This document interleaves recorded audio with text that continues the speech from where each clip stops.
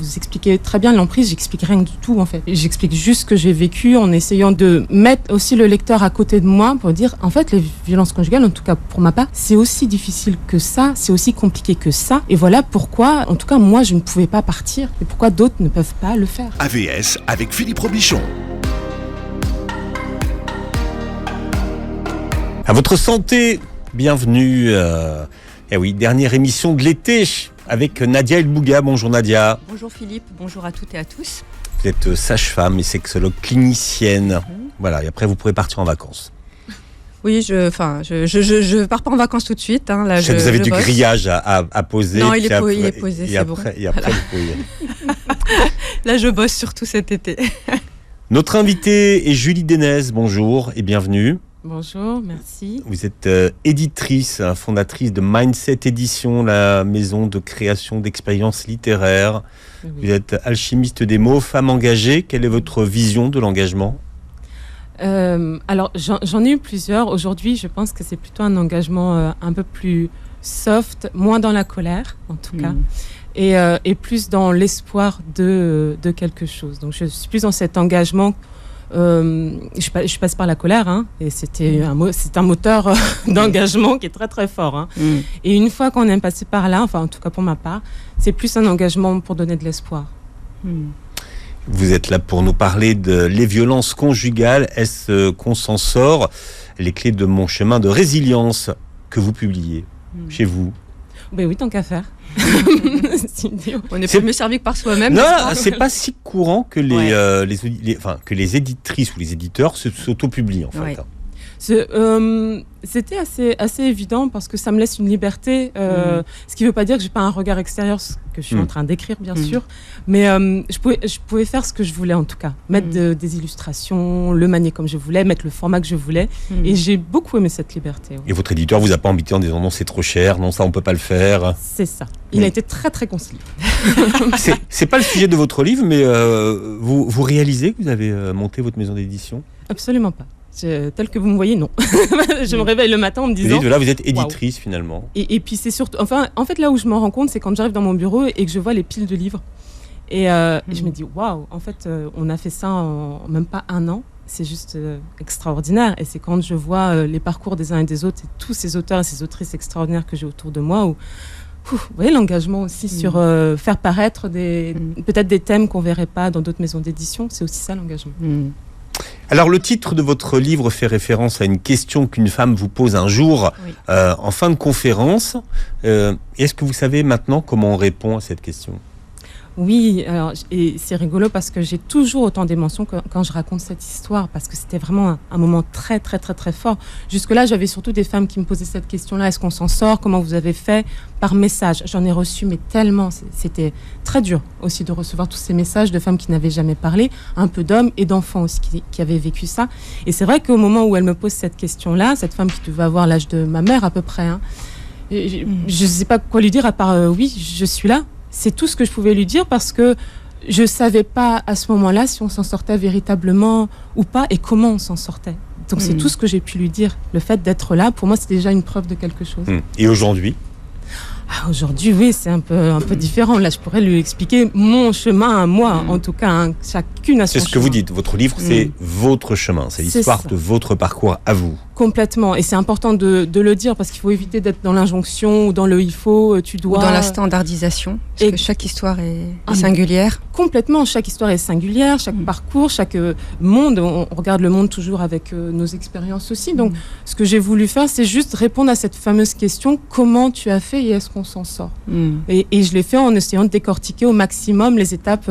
Je parlais de la colère tout à l'heure, mais les étapes par lesquelles je suis passée. D'ailleurs, dans le livre, vous répondez à cette question, est-ce qu'on s'en sort finalement donc, via votre parcours ? Mais à travers, moi j'entendais une autre question, c'est comment est-ce qu'on y entre ? Et finalement, vous répondez à cette question aussi. Comment les éléments qui font qu'on entre dans ce cercle infernal. Oui, quand on entre dans le cercle des violences, c'est... Pour ma part, en tout cas, je parle toujours que de moi, hein, mais j'avais un terreau assez fertile, comme je l'explique. Hein, c'est manque de confiance, une culture, une éducation qui faisait que... j'avais une vision de l'homme qui était complètement... façonné par la société, finalement. Oui, il y avait les écrans, il y avait la musique, il y avait ce que je pouvais voir, il y avait les contes pour enfants, cette fameuse princesse qui est toujours sauvée par ce prince charmant. Je me dis, waouh, moi aussi je vais attendre un prince charmant, il va venir me sauver de quoi? Je ne sais pas. À part de moi-même, je vois pas de quoi il pourrait me sauver. Et donc j'avais ce terreau-là qui faisait que je connaissais pas la vie de couple.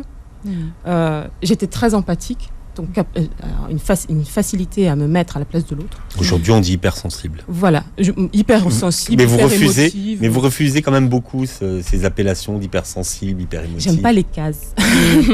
Les étiquetages. Voilà, j'ai toujours du mal avec ça veut dire quoi finalement. Moi, je pense qu'on est tous hypersensibles, c'est juste qu'on a oublié notre sensibilité. Quand on est enfant, on pleure tous facilement, on rit tous facilement. Et puis après, quand on grandit, on perd un petit peu cette âme. Donc, hyper rien du tout. J'ai une sensibilité particulière peut-être, mais oui, j'avais ce terreau qui faisait, et puis j'avais déjà vécu des violences avant. Donc en plus, je me baladais avec des traumas non réglés, et là c'était le combo gagnant, quoi. Véritablement. Non réglé, non entendu.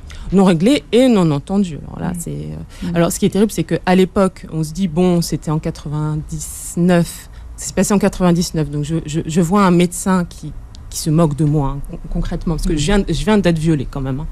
Et je lui explique, je lui dis j'ai mal à la tête, et en fait il me fait, il regarde un petit peu, et puis il voit quand même que je me suis fait très très mal, c'est-à-dire que je suis vraiment en grande souffrance à ce moment-là. Et puis je lui dis, à un moment je craque, et je lui dis écoutez, je suis pas venue pour mon mal de tête, j'ai été violée. Et là il est là sur son bureau, et il rédige une ordonnance, et puis il me regarde, il me fait mais est-ce que vous êtes enceinte? Et je lui dis, c'est une question que je ne m'étais pas du tout posée à ce moment-là. Je lui dis, non. Et puis il me dit, c'est pas si grave alors. What? Et donc je pars comme ça. Je dis, ok. En 99, ça. En 99, je dis, c'est pas si grave alors. Je vais continuer ma vie. Qu'est-ce que vous voulez que je vous dise? Et en 2003-2004, je crois, quand je porte plainte, c'est pas mieux, parce qu'on me fait comprendre que je fais des études de droit et que vous savez, s'il y a un procès, on ira chercher dans votre vie intime, ce que vous avez fait sexuellement, qui vous avez côtoyé. Et si vous voulez être magistrate, c'est peut-être pas une bonne idée. Donc on va classer sans suite. Waouh. Voilà. Donc je me balade avec tout ça quand je crois moi que je vais bien. En fait, à l'intérieur, c'est une catastrophe. Alors là, Julie, c'est important en fait, parce qu'en fait, elle met vraiment l'éclairage sur justement on parle de la société, donc ça reste toujours quelque chose d'immatérialisé, on ne sait pas trop de quoi on parle, mais là, on parle de quelque chose de très précis, on parle des institutions, donc là, pour le coup, médical et judiciaire, enfin la police en l'occurrence, pour votre dépôt de plainte. Et alors, on essaye actuellement, en 2022, on n'a pas tellement bougé en réalité, parce que on essaye de mettre en place certaines choses, mais on voit bien qu'il y a toujours quand même cette représentation de si elle s'est fait agresser sexuellement, si elle s'est fait violer, c'est qu'elle l'a quelque part cherché, comment est-ce qu'elle était habillée, qu'est-ce qu'elle faisait à cette heure-ci dans telle rue ou dans tel quartier. Ça perdure encore. Donc on voit bien que finalement c'est très difficile de changer. C'est faisable, mais il est encore difficile de changer finalement ces représentations. Là, ce médecin en l'occurrence, c'est ignoble. C'est-à-dire qu'il vous écoute pas. Non, il s'en moque complètement. Il a bien vu, il m'a examiné, il voit bien que là, s'il me laisse sortir, et en plus en me laissant avec cette phrase-là, c'est pas ce qu'il aurait pu se passer. Heureusement, j'ai pas, j'ai une force autre. Et je suis rentrée chez moi, j'ai continué ma vie comme je pouvais. Mais quand on n'est pas entendu par un médecin à ce niveau de violence, parce que c'est une nouvelle violence qu'on vous envoie dans ces cas-là, dites à qui je vais pouvoir parler, en fait. Alors c'est vrai que maintenant, le corps soignant essaye tant bien que mal de se former, ne serait-ce ce que peut faire, et s'il y a des professionnels de santé qui nous écoutent, bon sang, si vous êtes mal à l'aise avec ces questions-là, cédez votre place, c'est-à-dire qu'il faut que vous ayez au moins un répertoire de numéros pour adresser les femmes au bon endroit. Vous avez le droit en tant que professionnel d'être mal à l'aise avec ces questions. C'est pas ce qu'on vous reproche, mais adresser. Quand je ne suis plus en mesure d'accompagner, je reconnais en fait mes limites pour X raisons, mon histoire personnelle ou autre, et je délègue. C'est la moindre des choses qu'on puisse faire quand une personne est en souffrance face à nous. Donc, complètement, oui, complètement. Après, le cycle, et en tout cas la manière dont on glisse là-dedans, moi j'aime bien rappeler que ça commence pas par une gifle en fait, ça commence par une histoire d'amour. C'est-à-dire que vous avez en face ce fameux prince charmant que vous attendiez. Là, vous êtes la Belle au bois dormant, il arrive, il vous réveille et il vient vous sauver. Donc, il est parfait. Il est parfait dans ce que moi j'attendais en tout cas. De ma vision de l'homme à ce moment-là, il était parfait. C'était un stéréotype véritablement. C'est ça. Vous le dites dans votre livre, vous dites effectivement, on oublie qu'avant ça, il y a eu de la séduction, une histoire d'amour, on se sentait bien avec cette personne. Enfin, la personne cochait toutes les cases de la représentation que l'on a du couple parfait. Tout. Et quelle écoute, mon Dieu. Alors un homme qui vous écoute, c'est extraordinaire. C'est pas contre les hommes, hein, pas du tout. Il y en a beaucoup qui écoutent. Mais à cette époque-là, pour moi, c'était incroyable que quelqu'un m'écoute avec cette oreille attentive pendant des heures. Je me dis, oh, mon Dieu, c'est génial. Et j'ai trouvé la perle. Il n'écoute pas du tout pour m'aider ou par compassion ou pour rien d'autre. C'est juste pour l'utiliser ensuite contre moi. Mais pour revenir sur la question de Nadia El Bouga, comment est-ce qu'on rentre dans les violences conjugales, vous expliquez qu'on ne le sait pas parce que au moment où on rentre, il n'y a pas de clochette, il n'y a pas un marqueur. Exactement. Non, sinon on n'est pas plus folle qu'une autre. Hein. On verrait le panneau rouge et puis on n'irait pas. S'il y avait marqué attention, je vais te taper dessus, je vais t'insulter, on a quand même un peu d'amour propre et d'amour. Voilà, et puis une autre vision du couple. Donc non, il n'y a pas de clochette, c'est très insidieux. Et c'est là où c'est compliqué, c'est que quand vous êtes toujours dans l'ambivalence du chaud, du froid, vous êtes dans la culpabilisation et vous êtes empathique en plus, donc à chaque fois vous essayez de prendre sur vous, essayez de comprendre ce comportement, cette phrase, cette espèce de pic bizarre, sous couvert d'humour parfois. Et petit à petit, vous rentrez, et puis il appuie toujours là où ça fait mal. Moi, c'était la dépendance affective. Et il l'a bien senti. Ce fameux téléphone auquel il ne répond jamais. Quand il vient, je ne sais jamais. Parfois, il passe, il me laisse un message en disant « Ah, t'étais pas là ». Je deviens complètement folle. Jusqu'à rester chez moi. Attends, je me dis comme ça, au moins, je suis sûre que s'il vient... je ne le louperai pas. Je serai là. Parce que je ne l'ai pas vu depuis longtemps. Donc, ça commence comme ça. C'est ce qu'on appelle aujourd'hui ghoster quelqu'un. Ça rend dingue, en fait. Réponds. Et à l'époque, en plus, il n'y avait pas WhatsApp où on voyait qu'il avait lu. Ouais, là, on ne savait même pas s'il avait lu. Donc, on était avec notre téléphone. On sait juste si la personne l'a reçu ou pas, mais est-ce qu'elle l'a lu. Donc, ça commence de manière très, très insidieuse et puis, il vous isole. Donc, vous n'avez en plus plus ce regard extérieur de la personne qui pourrait vous dire « Oh là là, Julie, t'as pas l'air bien, t'as l'air triste, toi qui rigoles tout le temps, etc. » Ou « C'est bizarre ta relation. » Il y a juste une amie qui me le dit à un moment, elle dit « Mais Julie, tu peux pas être une femme à la fenêtre comme ça. » Mais au moment où elle me le dit, ça fait pas tilt, pas encore, mais ça s'ancre.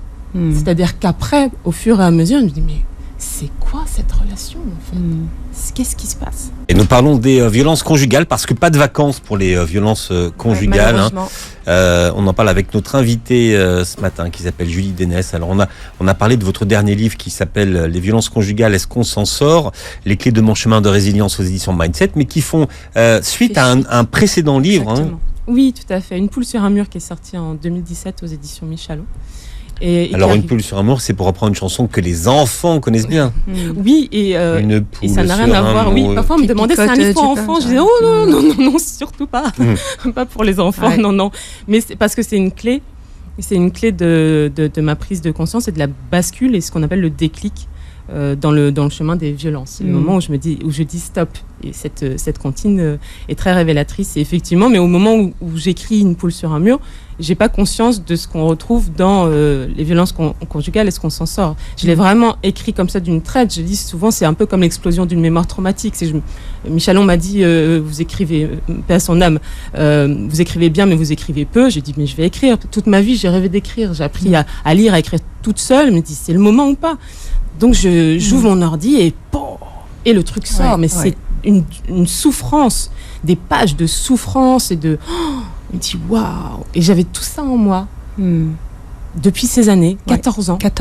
14 ans avec tout ça en moi. Donc, c'est Une poule sur un mur est brutale, oui, dans sa manière d'écrire. Alors, c'est ce que je vous disais en antenne. En fait, c'est un livre qui est très intéressant dans le sens où, comme vous livrez tout de façon très brute et que vous ne connaissiez pas tous les mécanismes que vous avez découverts par la suite au fur et à mesure et qui, je pense, ont permis aussi l'écriture de ce livre actuel, Les violences conjugales, est-ce qu'on s'en sort ? Vous livrez tout de façon tellement brute que quand on est professionnel et qu'on repère en fait les mécanismes d'emprise dans votre récit, on se dit ah oui, vraiment, il n'y a rien de calculé dans ce que vous racontez, même si à un moment donné vous dites que vous romancez vers la fin. Vous le décrivez très bien d'ailleurs dans la conclusion en expliquant que vous l'avez romancé. Alors vous nous expliquerez pourquoi vous avez romancé la fin, mais qu'en réalité tout ce que vous décrivez vous est arrivé et même vous avez, je pense, ménagé le lecteur et la lectrice. Oui, j'ai fait un tri dans tout ça et j'ai rajouté des moments de respiration. Oui. Mais dans la première version, il y avait 45 pages en format Word de souffrance. Il n'y avait que ça. Et je me suis dit, le lecteur, là, je vais le perdre. À un moment, il va se dire, c'est pas possible, quoi. Et je l'ai mis, donc... aussi à la troisième personne, je dis pas j'utilise Ève parce que c'est mon deuxième prénom et j'avais encore besoin de me planquer derrière elle pour vous parler à la troisième personne. J'étais pas encore en train de me dire que c'était mon histoire véritablement. C'est vraiment très très dur tout ce passage d'acceptation et de se dire en fait Ève c'est toi. Et quand j'ai terminé, j'ai changé la fin parce que je voulais protéger ma famille parce que la fin s'était pas passée comme ça. En fait. Je me suis dit, bon là c'est lui ou c'est moi. Donc j'essaie de récupérer mes clés, etc. Jusque là on est ok. Je me suis dit, c'est lui ou c'est moi. Là j'ai l'impression qu'il va pas me laisser partir. Et j'ai fini mes études. Donc j'ai appelé mon père. Je lui ai dit, écoute papa, ça y est, je vais aller travailler. Je rentre de Bordeaux, viens me chercher de Bretagne, quoi. Lui content. Il dit, Sophie va travailler, c'est cool. Donc il dit, bah j'arrive. Je dis, j'ai déjà envoyé le préavis. C'était un meublé. Donc il débarque. Avant on était parti en Bretagne, voilà c'est ça, je reviens parce que c'est très long, c'est très loin plutôt. Avant tout ça on est parti en Bretagne, voilà, je me dis c'est lui ou c'est moi, donc si jamais il m'arrive quelque chose, personne ne sait, je suis complètement isolée, personne ne l'a vu, donc je vais me retrouver, on va se dire qu'est-ce qui s'est passé, s'est suicidée, elle a fait quoi. Donc, je dis à maman, voilà c'est son anniversaire, ça fait 2 ans que je suis avec machin, ça serait bien qu'on monte ensemble, quoi, que vous le rencontriez. Oui, trop bien, très contente. Donc il débarque là-bas, accueilli à la Bretonne, tout le monde l'adore, machin, et ça se passe super bien. Voilà. Et moi je me dis bon c'est ok, ils l'ont vu, ils savent qui c'est.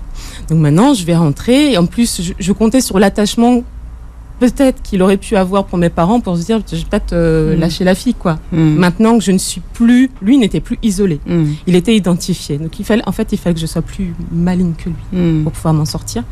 Et quand je suis rentrée, je lui ai dit voilà papa viens me chercher samedi prochain, tu laisses les clés dans la boîte aux lettres. Et là j'ai prié, je me suis dit c'est comme la dernière fois, il va me gifler, il va venir, il va tout casser, je ne sais pas. Et quand je suis descendue, j'ai ouvert la boîte aux lettres et les clés étaient là. Et j'ai fait voilà. Et mon père est venu me chercher. Parce qu'il avait le double des clés de chez vous et il fallait récupérer ces fameuses clés. Oui. Eh oui, alors j'ai une dame qui m'avait dit mais pourquoi vous n'avez pas changé votre serrure ? Si c'était aussi simple, on changerait toutes nos serrures. C'est pas la serrure qui va l'arrêter, malheureusement. Donc voilà la fin de... Et c'est vrai que quand j'écris Une poule sur un mur, je suis pas du tout consciente de tout ça. Et quand les professionnels me disent oh là, vous expliquez très bien l'emprise, j'explique rien du tout en fait. J'explique juste ce que j'ai vécu en essayant de donner... De mettre aussi le lecteur à côté de moi pour dire en fait les violences conjugales, en tout cas pour ma part, c'est ça, c'est aussi difficile que ça, c'est aussi compliqué que ça, et voilà pourquoi en tout cas moi je ne pouvais pas partir et pourquoi d'autres ne peuvent pas le faire. Tout à fait, et vous le décrivez très bien parce qu'en fait c'est compliqué et complexe parce que bon, une personne extérieure ou qui n'a jamais vécu de violence conjugale ou autre d'ailleurs peut se dire mais attends mais je comprends pas, mais elle se casse en fait, elle part, c'est simple, c'est quoi ce délire en fait, elle se complique la vie. Mais il faut c'est pas aussi simple que ça, tout est imbriqué. Et effectivement, vous le décrivez très bien. Alors, l'amour, je mets des guillemets parce que vous dites bien que ce n'est pas de l'amour, mais en tout cas, ce que vous identifiez, vous, comme de l'amour, un attachement, une personne qui souffle le froid et le chaud, qui s'excuse finalement et qui dit qu'elle ne recommencera pas, et vous trouvez des raisons, oui, bah, il va peut-être...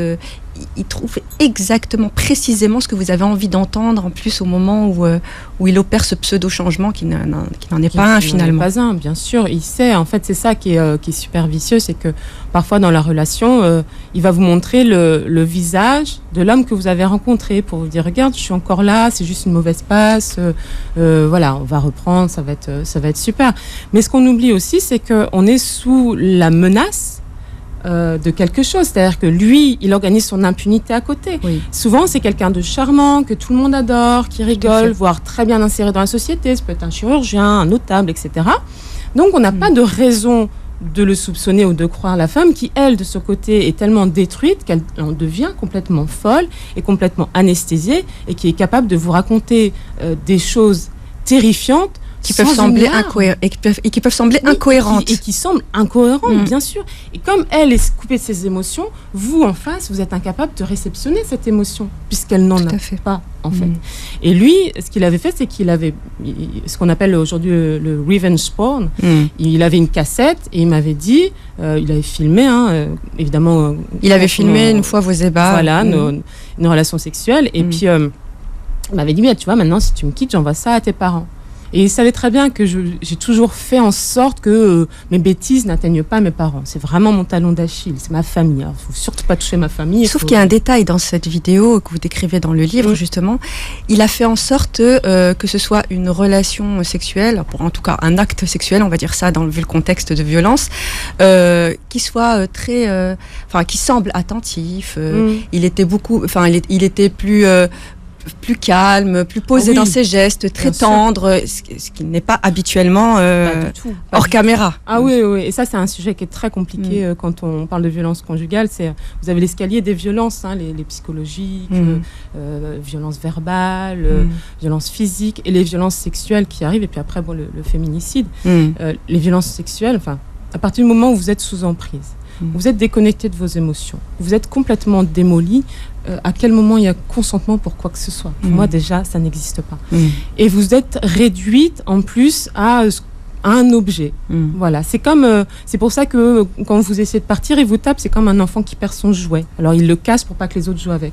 Et là, c'est exactement ça. Vous n'êtes qu'un objet sexuel avec des violences. Moi, j'ai des femmes qui m'ont raconté des choses.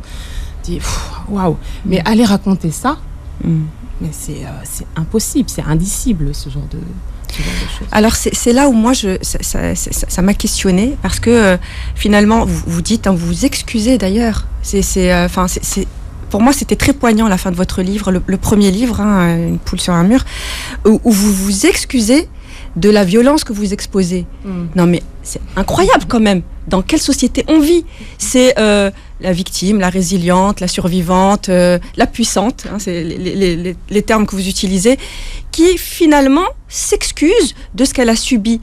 Pourquoi? Parce que, comme vous dites très justement, c'est indicible pour le commun de la société, c'est trop violent. Oui, mais c'est la vraie vie des femmes qui subissent des violences conjugales. Donc en fait, à un moment donné, il faut poser cette violence par écrit comme vous le faites, et même par image.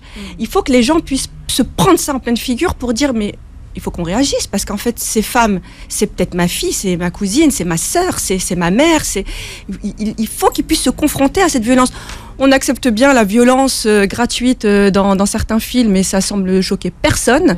Et pour autant, là, quand c'est un vécu dans sa chair, les gens s'offusquent. Voilà. Donc là, moi, ça m'a questionnée. Vraiment, je me suis dit, et en plus de ça, les femmes devraient encore j'ai plus le terme en bouche, s'auto-censurer. Voilà. Bien sûr. Oui, on le fait en écrivant déjà, mais il y avait le fameux déclic où je ne pouvais pas passer à travers le moindre détail, en tout cas de ce que j'avais en souvenir, parce que j'étais tellement dissociée que c'était compliqué. Et revenir là-dedans, c'est-à-dire se mettre en spectatrice de ce qui s'était passé, ça c'était dur. Mais pour moi, c'était important que les gens puissent comprendre jusqu'où ça peut aller et pourquoi à un moment on se pose la question de la légitime défense. Je rappelle que j'étais en droit et que j'étudiais le viol, j'étudiais la légitime défense. Et quand vous vous retrouvez dans un cas pareil, il n'y a plus rien qui va. Il y a les textes et il y a la vie, en fait. Il n'y a pas le recul, on est dedans, en fait. Vous vous dites, est-ce que c'est concomitant? Est-ce que c'est proportionné? Vous êtes là en train de faire une analyse juridique de ce que vous êtes en train de vivre. Il dit, mais même si ça l'était, moi, j'ai l'air d'une folle. J'ai l'air d'une folle. Donc, non, ça passe pas, quoi. Ouais. Vos études vous ont peut-être permis de comprendre très vite que ce que vous vivez n'est pas normal et qu'il faut s'en sortir. c'est même pas mes études. C'est ça qui est hallucinant. Non, c'est vraiment pas ça. C'est une question d'acceptation de la souffrance. Mais très vite, vous le comprenez quand même, parce que beaucoup de femmes qui sont victimes de violences conjugales mettent des années à le comprendre. Ça, oui, moi j'ai des femmes, c'est 20 ans, 30 ans. Voilà. Donc vous, le déclic arrive rapidement. Oui, il arrive rapidement à partir du moment où ce qui me fait subir est disproportionné par rapport à la bêtise d'enfant, parce que ça me renvoie à mon enfance, la bêtise que j'ai pu faire. Et là, je me dis, non, alors là, non, je suis désolée, on est un 1er de l'an, il est minuit, quasiment minuit, je suis toute seule, tout est cramé. Deux premiers de l'an. Il faut vivre deux premiers de l'an. Mais le deuxième, c'est vraiment le déclic. Ouais. Et là, je me dis, non, là, je n'ai rien fait de mal. Là, j'ai beau retourner tout dans la tête. Au début, je pouvais douter. Là, je suis désolée, non, c'est fini. Et c'est comme ça que quand je sens l'impression, je déconnecte. Mais c'est vraiment le point culminant. Après, c'est fini. Après, il peut me faire tout ce qu'il veut. C'est fini. Je n'ai qu'un objectif, c'est fuir. Et là, vous organisez votre fuite, en fait. Et c'est long. Et on parle des violences conjugales avec notre invitée aujourd'hui qui s'appelle Julie Dénès et qui publie Les violences conjugales. Est-ce qu'on s'en sort? Les clés de mon chemin de résilience aux éditions Mindset. C'est votre chemin, mais aussi... Alors, on va pas dire que vous aimez pas méthode, mais il y a quand même des exercices pour celles et ceux qui nous écoutent. Oui, c'est un cahier presque. Hein. Oui, c'est ça. Chez nous, on appelle ça un carnet. Un petit carnet, un peu plus soft, voilà, où vous avez, en fait, vraiment tout ce que j'ai expérimenté sur le chemin. Ça peut être des exercices d'écriture, puisque je suis beaucoup dans l'écriture et je sais à quel point il y a des choses qu'on ne peut pas dire, mais on peut parfois écrire. Ça peut être de l'art-thérapie aussi, pour exprimer vraiment le mal-être qu'on a à l'intérieur. Et puis voilà, toutes ces petites phrases que j'ai pu me dire pour retrouver l'estime. Et puis il est illustré par Anne-Sophie Le Kenyek pour mettre un peu de légèreté dans tout ça. Voilà, je trouve que c'est important. Et c'est vous qu'elle représente d'ailleurs, dans ces petites illustrations. Oui, j'adore parce que ce puzzle-là, qui sont très belles.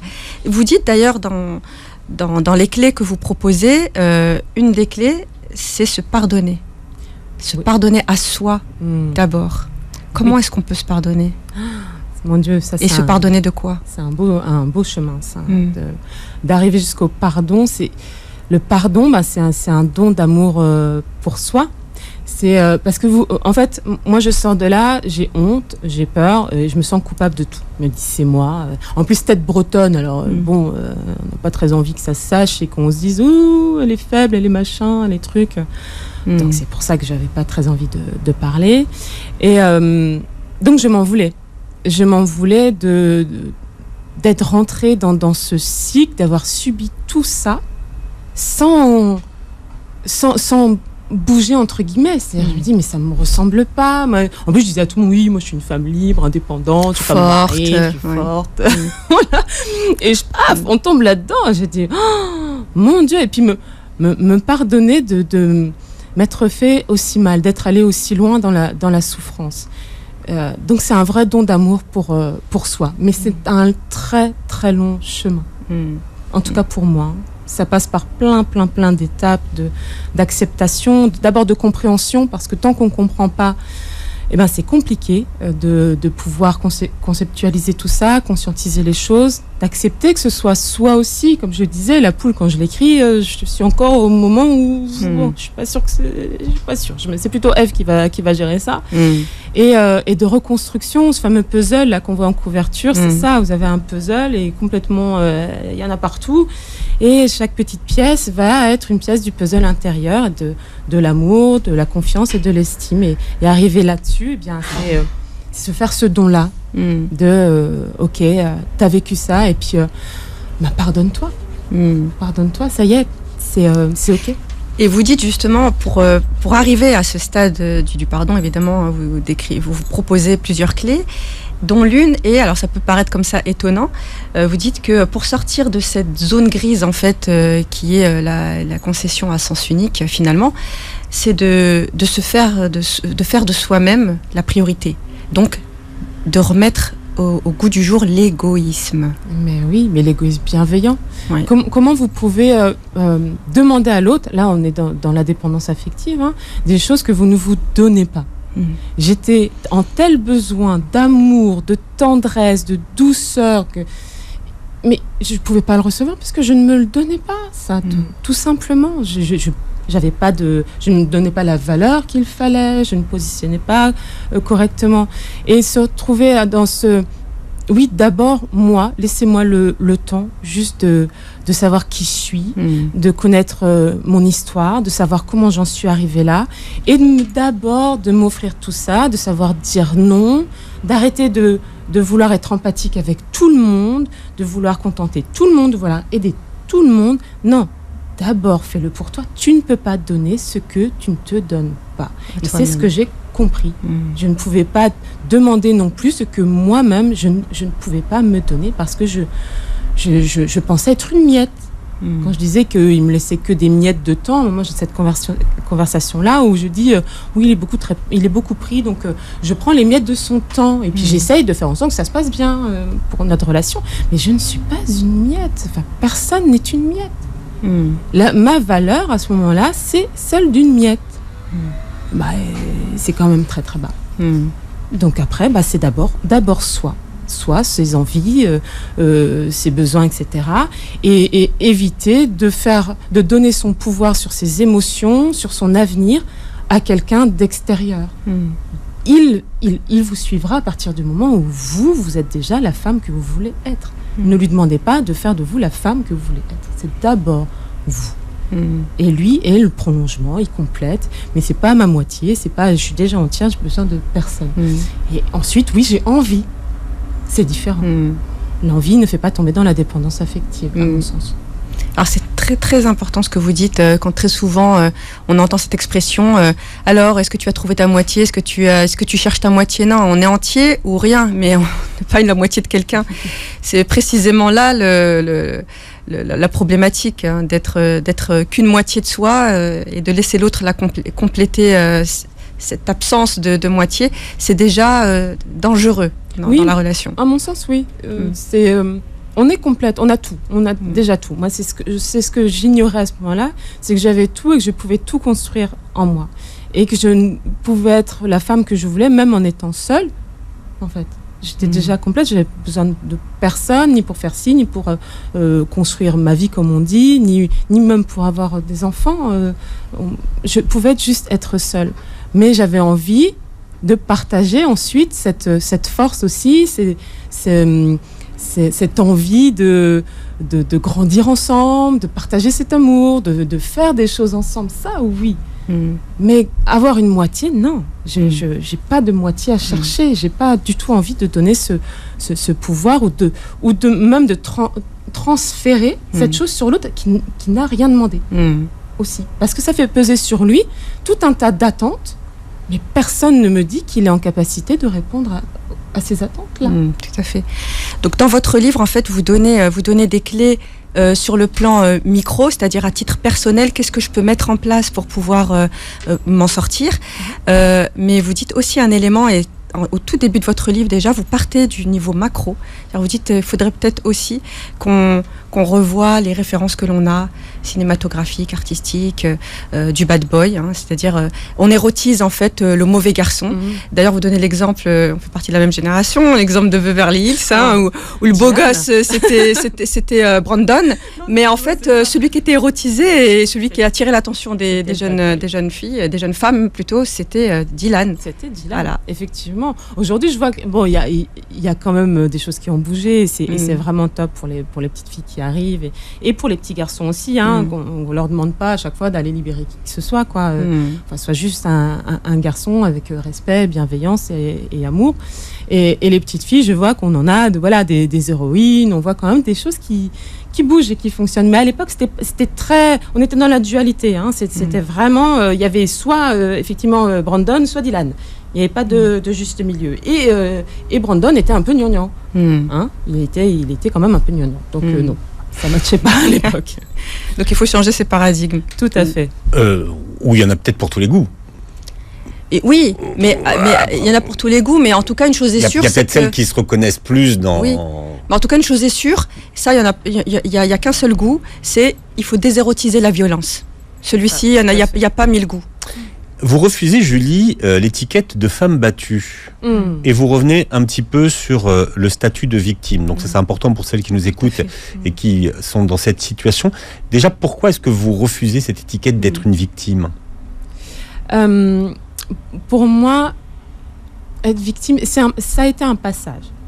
Parce qu'on ne m'a jamais reconnue comme victime, mais au sens judiciaire. Juridique pour moi, du terme. le sens juridique est important. C'est qu'à un moment, quelqu'un, que ce soit le policier, que ce soit le magistrat, vous dites oui, reconnaissent votre souffrance et qu'effectivement, vous avez été victime de violence. Mais c'est pas mon quotidien, c'est pas mon métier, c'est pas mon identité. C'est pas mon identité. On l'est pas 24 heures sur 24. Ah, mais je ne le suis même plus aujourd'hui. J'ai été victime de violences conjugales, je ne le suis plus aujourd'hui. Donc c'est pas, ça fait partie de mon expérience malheureuse de vie, mais ça fait partie aussi de la femme que je suis aujourd'hui. Mais qu'est-ce que l'image de la victime renvoie ? La victime, on renvoie la victimisation, on renvoie... la passivité. La passivité, oui, complètement. La victime, c'est celle qui n'a rien fait pour s'en sortir. Quand on dit t'es une victime, ça veut dire ce que ça veut dire. Tu sers à rien, quoi. T'as subi, et puis finalement, c'est peut-être pas un peu de ta faute, ce qui s'est passé. Vous parliez du pardon tout à l'heure, mais vous avez pardonné à votre bourreau ? Oui. Ça, c'est un autre chemin. Oui, non, c'est un autre chemin, mais parce qu'il y a deux volets. Il y a se pardonner, oui, tout à fait. Et après, lui pardonner. Mais attention, pardonner, c'est pas excuser. Non, mais attendez, mais moi je voudrais savoir, c'est parce que ça peut certaines qui nous écoutent vont se dire, mais pourquoi elle lui a pardonné, en fait, finalement Alors, pardonner à l'autre, effectivement, comme vous le disiez, c'est ni excuser, ni valider quoi que ce soit. Alors, surtout pas. Pardonner, c'est arrêter de porter cette souffrance en soi. C'est vraiment lâcher. C'est comme dit Bouddha, et je crois que je le dis dans le livre, quand vous êtes dans la rancœur, dans la colère... Rester en colère, c'est comme saisir un charbon ardent avec l'intention de le jeter sur quelqu'un. C'est vous qui vous brûlez. Vous brûlez, oui, tout à fait. Bien sûr, ça reste à l'intérieur. Une fois que moi, je suis allée jusqu'à ce pardon, et encore une fois, c'est encore plus compliqué peut-être que de se pardonner à soi-même. Non, mais c'est ça la question. C'est très très dur, parce que on confond pardon et laisser faire et acceptation. Pas du tout. Exactement. C'est totalement intérieur. C'est lâcher prise. C'est se dire, ok, cette histoire m'appartient, fait partie de mon expérience. Aujourd'hui, je suis telle femme. Je lâche là-dessus. Je te pardonne. Mais de quelle façon on pardonne, en fait ? Il y a plein de... Non, mais vous, vous, de quelle façon vous lui avez pardonné, en fait ? J'ai juste pardonné intérieurement. J'ai juste lâché. Arrêté de ruminer. Arrêté de me dire, mais comment il a pu faire ça, comment est-ce qu'on peut être aussi violent, etc. Arrêter de ruminer tout ça et de dire, ok... un homme il devient comme ça. Comme je disais tout à l'heure, la joie, l'hypersensibilité, je pense pour ma part que c'est notre état naturel. Quelque chose ou quelqu'un l'a fait devenir comme ça. Violent. Et c'est pas moi, puisque je viens après, sûrement d'autres femmes, et on a eu après. Mais c'est aussi reconnaître ça. Que je ne suis pas la seule en souffrance et que finalement ce sont deux énormes souffrances qui se sont rencontrées et qui ont échangé de manière très très brutale. Et c'est intéressant parce que pardonner, moi j'entends une part donnée en fait. Vous redonnez la part qui appartient finalement à l'autre, donc son histoire, ce qui l'a fait devenir comme ça, et vous la faites plus vôtre, parce que finalement elle n'a jamais été vôtre. Non, voilà. Effectivement. Et c'est dans ce sens où on est victime à un moment donné en fait. On redonne cette part à l'autre qui lui appartient. C'est ça. Son histoire ne m'appartient pas. Tout à fait. En racontant votre histoire dans 2 livres, vous vous êtes affiché. Quand je dis affiché, c'est-à-dire qu'en fait, finalement, l'histoire, elle est devenue publique. Vous avez appris à parler aux médias. Et finalement, qu'est-ce que ça fait d'avoir à parler de son histoire devant tout le monde ? Alors, au fil des ans, c'est un peu plus facile, entre guillemets, même si on est toujours sur le fil de l'émotivité. Oui. Vraiment, il suffit d'une question, d'un regard ou d'un truc, et pouf, ça peut partir d'un coup. Bien sûr. Vraiment. Parce que c'est aussi une joie de se dire, je suis là en train de parler de quelque chose et de donner de l'espoir. Et je suis aussi en amour avec tout ça, mais Là, c'est dur, la question est dure. Vous êtes là, en fait, où vous avez toujours voulu être, finalement. Oui.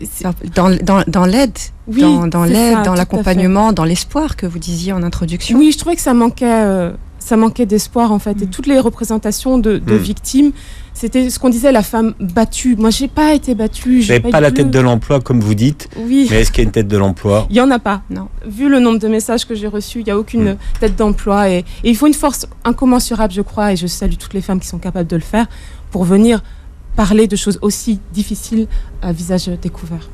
Vous n'avez pas la tête de l'emploi, j'allais dire, mais en tout cas, vous avez écrit 2 livres sur le sujet. Oui. Nadia, vous le montrez à la caméra. Les violences conjugales, est-ce qu'on s'en sort? Les clés de mon chemin de résilience. C'est un carnet aux éditions Mindset, à vos éditions, d'éditions que vous avez créées et dirigées. Julie Dénès, vous étiez notre invitée. Nadia, bonnes vacances. Merci. Vous réécouterez l'émission podcast sur beurrefm.net et vous verrez la captation sur notre chaîne YouTube. Et très belle journée santé sur Beurre FM.